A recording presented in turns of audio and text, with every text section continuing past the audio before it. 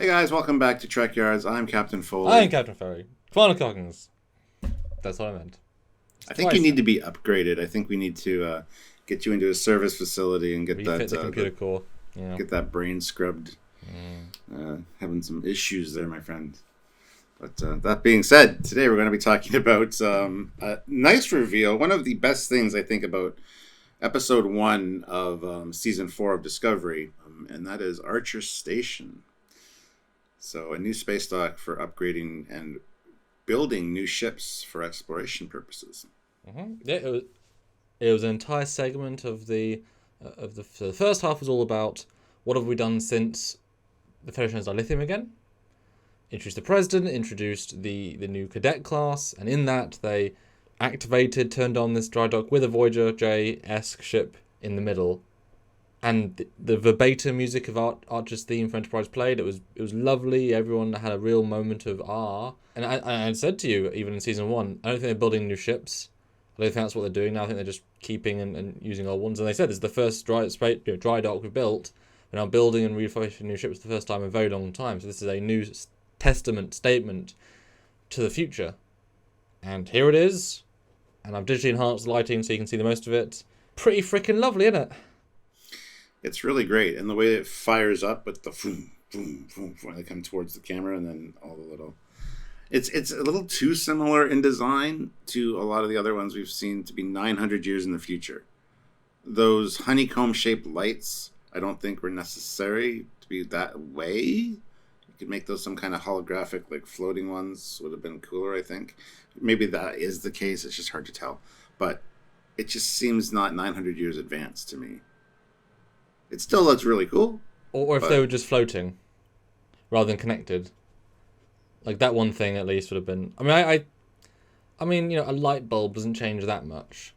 But no, I mean future space light bulbs. Sure. Once you reach space light bulb, it's lovely. It's I'm sure they went into the historical database. We haven't built a dry dock in 130 years. Before that, who the hell knows what we did? Let's build a next gen one, and almost every dry dock in history had these sort of light configurations. If we're naming it Archer, made lights, built in the same way. Which is funny. They named it Archer, and very cool because actually, if I recall correctly, the space dock it most represents is like the NX era one, as far as shape goes. We even have a graphic of it. Of course we do. Shoot. We have all of them. Yeah. No, it knows what it's trying to do. And I've rendered in plenty of dry docks in my 3D career, and I love how it's the same and yet it's so integrated, so smooth, so curved, and still maintains all of the old design elements. And it's not just the recycled season 2 Discovery dry dock, which was then in Picard, I believe. So it's still new, but super simple, super easy. It's actually a very elegant, iterative thing, because it is just a berth for a ship. You don't need to be all fancy replicable matter. You don't need to have everything be, whatever. This should be. They should waste the least power on the fancy stuff and just build the ship. So having everything connected is kind of a testament to these are the hard-working guys and teams that build stuff. Although I'm sure lots of emitters are replicable matter emitters. But yes, we do have a bit of a cross-section here, guys, of the eras. So first shot is with the one that you assume it looks the most like, the NX era. The Warp 5 dry dock is exclusively an NX design to be built around. That shape is very that's the closest that I remember to it, much more so than the motion picture and stuff, which I'm sure we're going to look at. But that was a nice, and the musical sting and just Archer Station. There's so many little things there that, yeah, you can definitely see the design choices here. So this is what we'd call a logical evolution of a design aesthetic. It is the same but thoroughly different, and you can see all the different bits they pulled from. But not actually as similar as you think. It is, but it isn't, which is a good testament. The next version, obviously, is the TMP version, which now we can see, like you said, utilizing the light elements.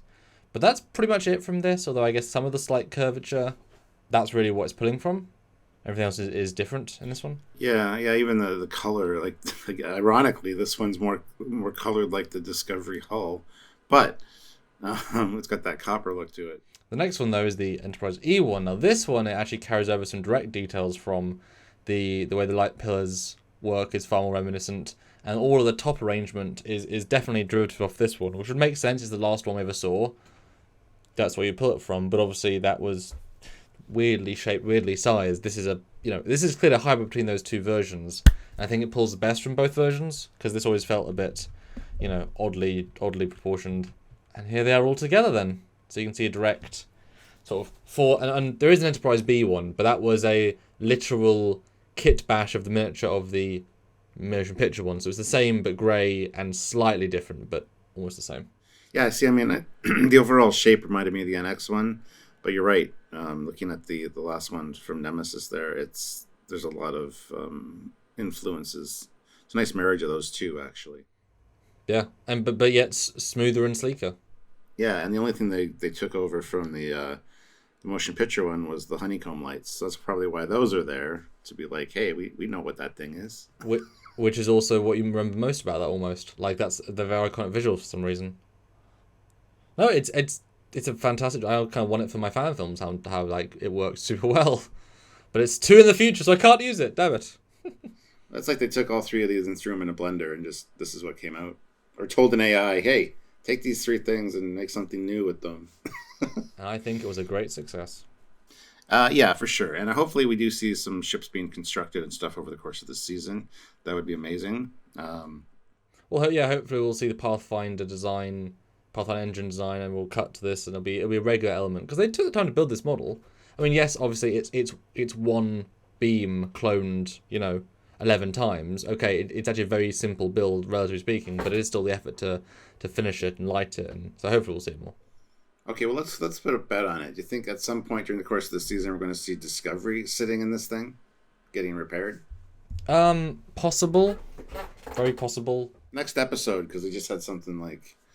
Starts in dry dock, yeah. I mean, maybe. Although I think they've got their hands full with the other refits. But hey, show us a fleet of 3 or 4 of these being, in station. Although, if it's Archer Station or is that the Archer class dry dock? Because you wouldn't just want one dry dock. Hopefully it's the Archer class dry dock station. Or the station could imply like 5 or whatever different dry docks. Like a dry dock facility is Archer Station. And that'd be cool. There's some zoom-ins like you got on Armada or whatever where you're building your fleets. That would be a great way to start an episode. Yeah, let's hope. But there it is, and it total success, I think. So well done, guys. We look at the different techs and things you show us. Costumes, techs, ships, phasers. It's all going to be on Trekyards, as you guys know, and hopefully you guys enjoyed looking at this with comparison renders of often real models from the show to compare the direct and accurate details and see where exactly inspired things from. If you want to support what we do here, please do like, subscribe, comment, because we love to hear your voice. And make sure when you subscribe, click the bell notification, because that is the only way that YouTube really knows you really mean that you want to subscribe. As weird as that is, it is true. So if you can support us in that way, please do. And that's the free way, which is easy. I mean, it's literally a click. You really need a refit, because that's my line.